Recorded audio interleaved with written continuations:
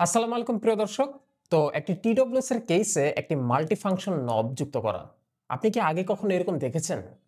At least আমি এটা ১ম দেখতেছি। TWS এর জগতে এটা সত্যিই অনন্য হয়েছে। হয়তোবা ২০২৫ আমাদেরকে এভাবে চমক দেখানোর জন্য এসেছে। CMF এর ঘরে এইরকম জিনিস এর আগেও একবার দেখেছি যেটা তাদের নেকব্যান্ডে রয়েছে। তবে এইভাবে TWS এর কেসের মধ্যে এই জিনিসটা দেখতে পাবো সেটা আমি আশা করি নাই। এবং এই নবের কার্যপদ্ধতি আসলে এই TWS এর এক্সপেরিয়েন্সটাকে অন্য লেভেলে নিয়ে গেছে। কিন্তু এই বাডস প্রো 2 আমার কাছে ব্যক্তিগতভাবে একটা অন্য কারণে স্পেশাল, যেটা আপনারা জানার পর এই জিনিসটাকে কেনার জন্য পাগল হয়ে যেতে পারেন। তো যাই হোক, আমরা সেই বিষয়ে অবশ্যই বিস্তারিত যাব। তার আগে চলুন এটার একটু আনবক্সিং করি। বক্সের ভেতর আপনারা এই TWS-টা পাচ্ছেন, সাথে পাবেন এক্সট্রা ইয়ার টিপস, কিছু কাগজপত্র and charging cable, and that's it. তো কেসের ডিজাইনটা দেখতে পাচ্ছেন বর্গাকৃতির, যার চারদিকে রাউন্ড কর্নার করা আছে এবং সাইজটা সব মিলে খুব একটা ছোট বলা যাচ্ছে না। আর নবের উপস্থিতি তো আমরা ইতিমধ্যে দেখেছি, তবে এখানে আপনারা আরো পাচ্ছেন একটা এলইডি ইন্ডিকেটর এখানে এবং এই পাশে একটি টাইপ সি পোর্ট চার্জ করার জন্য।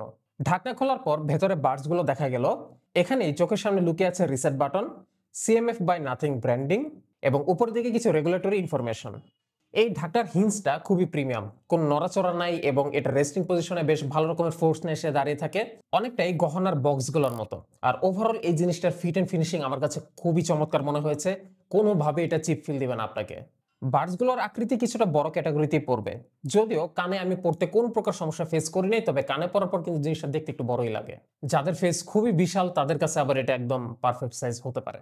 বার্ডসগুলোতে সাধারণত লেফট এবং রাইট নির্দেশ করার জন্য ছোট করে এল অথবা আর লেখা থাকে, বাট এইটার বার্ডসগুলোতে এমন কিছু নাই। বরং আপনার বার্ডসের উপরের দিকে এখানে যে ডিজাইনটা দেখতে পাচ্ছেন, এখানে একটা ছোট তারতম্য আছে, যে জিনিসটা আপনারা দেখার পাশাপাশি আঙ্গুলে টাচ করে ফিল করতে পারবেন এবং অনেকটা না দেখে আপনারা ডিসাইড করে ফেলতে পারবেন কোনটা আপনার কোন কানের জন্য।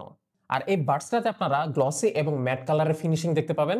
গ্লসি কালারটা মূলত যে অংশগুলো আমাদের কানের সাথে সংস্পর্শে থাকবে সেই জায়গাগুলোতে করা আছে, আর যে স্টেমের উপরের দিকে ম্যাট ফিনিশ করে দেওয়া হয়েছে। ফলে এই জিনিসটা কানে পড়তে মোটেও ইরিটেট ফিল হয় নাই, আর এই যে সাবটল যে ডিজাইন চেঞ্জটা, এটা দেখতে ভালোই লাগতেছিল। আর বার্ডসগুলোতে IP55 এর ডাস্ট অ্যান্ড ওয়াটার প্রোটেকশন আছে, সো এটা টুকটাক ধুলাবালি এবং আপনার ঘামের ছিটাফোঁটা থেকে সেফ থাকবে। ও ভালো কথা, এই CMF বাডস 2 প্রো এর কিন্তু আপনারা 4টা কালার পাবেন, যার মধ্যে কমলা কালারটা অনেক বেশি হাইপে আছে রাইট নাও, যদিও আমার কাছে ব্যক্তিগতভাবে কালো কালারটাই ভালো লাগতেছে। আর আরেকটা জিনিস শিওর হতে পারছি, সেটা হচ্ছে যে এই সবগুলোর মধ্যেই একটা সফট রাবার কোটিং করা আছে, যে জিনিসটা দেখতে খুব প্রিমিয়াম করে তুলছে এটাকে। বা সমস্যা হচ্ছে যে এটা আঙ্গুলের ছাপগুলো, স্পেশালি যে অয়েলি গ্রিজগুলো, এই জিনিসগুলো খুব সহজে এটার উপর লেগে যায়, ফলে এটা খুব দ্রুতই ময়লা হয়ে যায়। তো ভিডিওর শুরুতে যে স্পেশাল বিষয়ের কথা আপনাদেরকে মেনশন করেছিলাম, সেটা হচ্ছে যে এই ইয়ারফোনটি মূলত ডুয়াল ড্রাইভার ইয়ারফোন, অর্থাৎ প্রতিটি বাডসের ভেতরে একটা না দুইটা করে ড্রাইভার দেওয়া আছে। আরো আছে এদের বাডসের ভেতরে 60 মিলিঅ্যাম্পিয়ার ব্যাটারি এবং কেসের মধ্যে 460 মিলিঅ্যাম্পিয়ার ব্যাটারি। এর আপনার ডিভাইসের সাথে ব্লুটুথ 5.3 এর মাধ্যমে যোগাযোগ করবে। আরো আছে ডুয়াল ডিভাইস কানেকশন, 6টা মাইক, অর্থাৎ এদের প্রত্যেকটা বাডসে 3টা করে মাইক আছে, যেটা এনশিওর করবে আপনি যাতে ফোনে কথা বলার সময় ক্লিয়ার অডিও ফিট করতে পারেন। সেই সাথে আছে ইন ইয়ার ডিটেকশন, যেটা ব্যক্তিগতভাবে আমার ফেভারিট। তারপর হাই রেস অডিও সার্টিফিকেশন আছে। 50 ডেসিবেলের অ্যাডাপটিভ এন্স আছে, যেটা 5000 হার্টজ পর্যন্ত রেসপন্স করবে। আর আছে নাথিং এক্স অ্যাপ সাপোর্ট, যার ভেতরে আপনারা এই যে নবটা আছে, এই নবের ফাংশনগুলোকে অ্যাডজাস্ট করতে পারবেন, বার্ডসগুলোর টাচ ফাংশনও অ্যাডজাস্ট করতে পারবেন এবং এটা রিলেটেড যে সেটিংস গুলো আপনার প্রয়োজন পড়বে সবকিছুই সেখানে আছে। তো এই ডুয়াল ড্রাইভারের বিষয়টা আপনাদেরকে একটু ক্লিয়ার করি।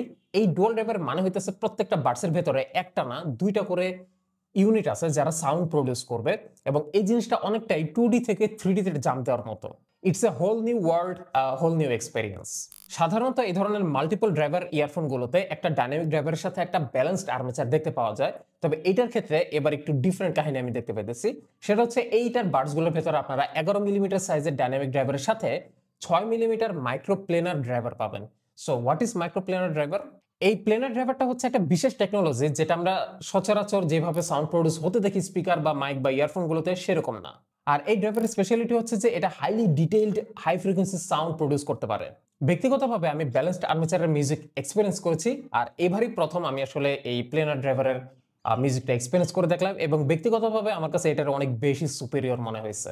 আমার তো এখন এটা রীতিমতো ভাইঙা ভেতরটা দেখার ইচ্ছা করতেছে। ইন্টারেস্টিং ফ্যাক্ট হচ্ছে এই ইয়ারফোনসটি 20 হার্টজ থেকে 40 কিলো হার্টজ পর্যন্ত সাউন্ড রেসপন্স করতে পারে, যেটা way above our hearing limits. এত করে যেটা হলো যে রোল প্লেটা আলাদা হয়ে গেছে, অর্থাৎ একটা মিউজিকের লো ফ্রিকোয়েন্সি সাউন্ড এবং হাই ফ্রিকোয়েন্সি সাউন্ডের দায়িত্ব দুটো ইন্ডিভিজুয়াল ড্রাইভারের কাঁধে গিয়ে পড়ছে। ফলে যেটা হলো যে আপনি পাঞ্চি বেস পাইতেছেন, আবার ট্রেবলের সাউন্ডের ডিটেলসও হারা যেতেছে না। So moral of the story হচ্ছে যে এটার যে সাউন্ড কোয়ালিটি, এটা কোনো টিডব্লিউসি প্রডিউস করতে পারবে না যার ভেতরে জাস্ট একটাই ডাইনামিক ড্রাইভার আছে। আর আমার ব্যক্তিগত অভিজ্ঞতায় এইটার বেসটা এতটাই বেশি পাঞ্চি ছিল যে ভলিউম 100% করে দিলে লিটারালি আমার মগজ সহ নাড়া দিতেছিল। আর অন্যদিকে তখন আবার ট্রেবলটা খুবই ক্রিস্টাল ক্লিয়ার থাকতেছিল, এতটাই ক্রিস্পি লাগতেছিল যে মনে হচ্ছিল ইয়ারফোনে যে কথা বলতেছে সে আসলে আমার সামনে এসে কথা বলতেছে, একদম ক্লিয়ার। আর এই পুরো মিউজিক লিসেনিং এক্সপিরিয়েন্সের 16 গলা পূর্ণ করতে এটার ভেতরে আরো 3টা খুবই হেভি ওয়েট ফিচার সাপোর্ট আছে, যার একটা হচ্ছে স্পেশাল অডিও।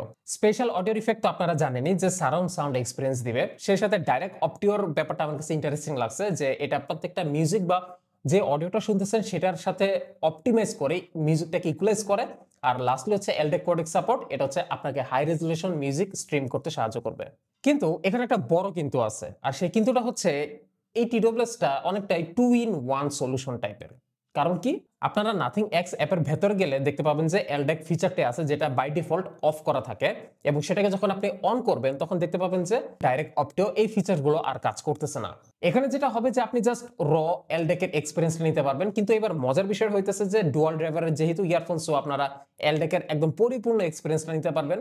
কিন্তু আপনি যদি এলডেক ফিচারটাকে অফ করে দেন দেখবেন বাকি দুটো ফিচার ইনেবল হয়ে গেছে, এবং এই দুটো ফিচার আমার কাছে গেম চেঞ্জার মনে হয়েছে। ফার্স্ট অফ অল, ডাইরেক্ট অপটিও যে ফিচারটা, এটা আপনাকে বারবার ওই ইকুয়ালাইজেশন নিয়ে খুব বেশি একটা হ্যাজেল পোহাইতে হবে না। আর সাথে স্পেশাল অডিও এফেক্ট তো আপনাকে একটা সাউন্ডিং এক্সপিরিয়েন্স দিতেছে, যেটা অনেকেরই পছন্দের। কিন্তু আপনারা যারা একটু বেশি অডিও ফাইল, অডিও নিয়ে একটু বেশি সিরিয়াস, তারা এলডেকটা অন করে চালাতে পারেন, কোনো সমস্যা নাই। তো যাই হোক, আমার কাছে সিএমএফ বাডস 2 Pro কে ওয়াইড ভ্যারাইটি অফ অডিও লিসেনারদের জন্য একটা জুতসই অপশন মনে হয়েছে। আর এটাতে অপছন্দ করা যায় তেমন কিছু আমার চোখে পড়ে নাই। সিএমএফ বাডস প্রো 2 এর প্রাইস 5,500 থেকে 6,000 টাকার মধ্যে, এরকমই, মানে যে যেমনি পারতেছে প্রাইস রাখতেছে। তবে আপনারা একটা বেস্ট প্রাইস এবং অথেন্টিক প্রোডাক্টের নিশ্চয়তা পাওয়ার জন্য ডিসক্রিপশন বক্সে চেক করবেন, সেখানে আপনারা টোটিবিটির ফেসবুক পেজ পেয়ে যাবেন, হোয়াটসঅ্যাপ নাম্বারও পেয়ে যাবেন, সেখান থেকে আপনারা চাইলে খুব সহজেই ঘরে বসে এই জিনিসটাকে অর্ডার করতে পারবেন। So don't forget to check out the description box below.